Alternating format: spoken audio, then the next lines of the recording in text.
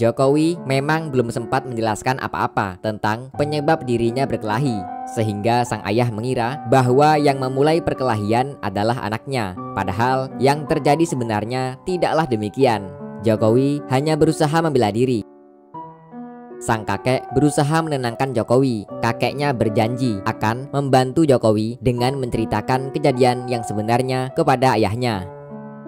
Jokowi mendapat pujian dari gurunya karena selalu mendapatkan nilai sempurna, yaitu 100. Sepulang sekolah, Jokowi memancing ikan di Sungai Kalianyar. Ia memang memiliki hobi memancing. Sementara itu, Sapari tiba-tiba datang ke rumah Pak Noto dengan memberi kabar mengejutkan tentang rencana penggusuran wilayah untuk pembangunan stasiun kereta api yang kabarnya akan dimulai pada siang nanti. Pak Noto dan Sujiatmi sangat terkejut mendengar kabar tersebut karena mereka belum menemukan kontrakan yang akan ditinggali. Jokowi yang saat itu mendapatkan cukup banyak ikan terpaksa kembali pulang ke rumah setelah kedua adiknya datang menjemput.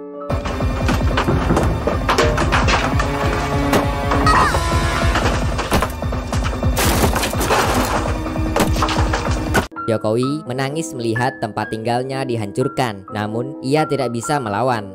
Ayahnya berusaha menenangkan Jokowi dan berjanji akan mencarikan rumah baru untuk keluarganya.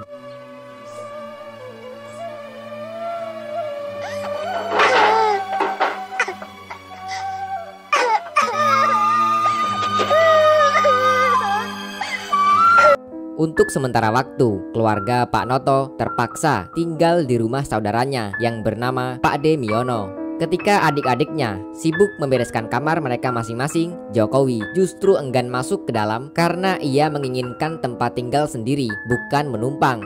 Sang ayah berusaha membujuk anaknya agar mau masuk ke dalam karena mereka tinggal di tempat itu hanya sementara. Jokowi kemudian bertanya kepada sang ayah tentang nasibnya yang terbilang susah, padahal keluarga mereka adalah keturunan priai. Jokowi rupanya merajuk pada ayahnya karena hidup mereka selalu berpindah-pindah tempat, tidak seperti teman-teman seumurannya yang memiliki tempat tinggal sendiri.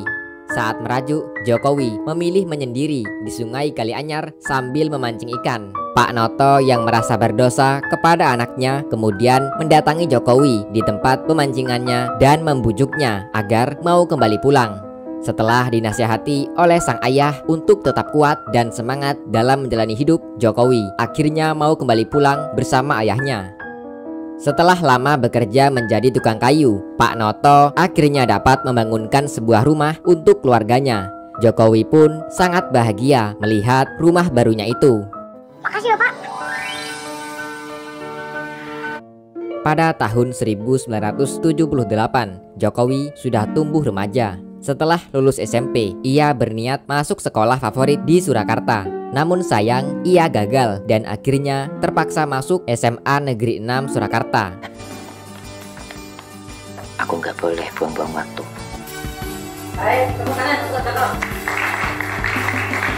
Suatu hari, Jokowi tak sengaja melihat sekelompok anak metal sedang menjalani latihan musik. Jokowi terkesima mendengar musik tersebut.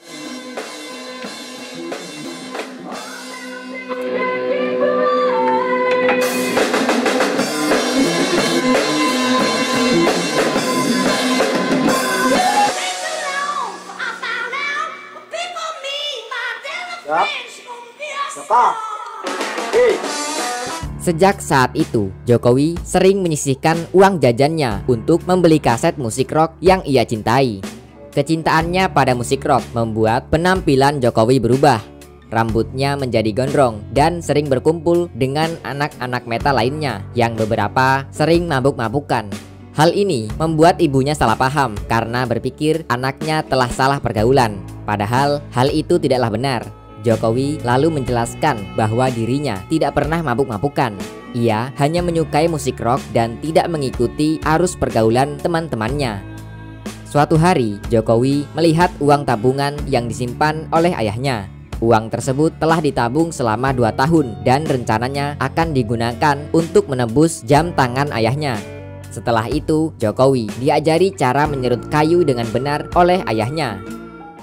3 tahun telah berlalu, Joko Widodo berhasil lulus dari sekolahnya dengan predikat nilai yang cukup memuaskan. Ia pun berencana akan melanjutkan kuliah ke Universitas Gadjah Mada atau UGM. Namun, sang ayah tidak mampu membiayai uang kuliah Jokowi, sehingga Jokowi kemudian mengurungkan niatnya dan berniat akan membantu pekerjaan sang ayah. Sang ibu kemudian meminta bantuan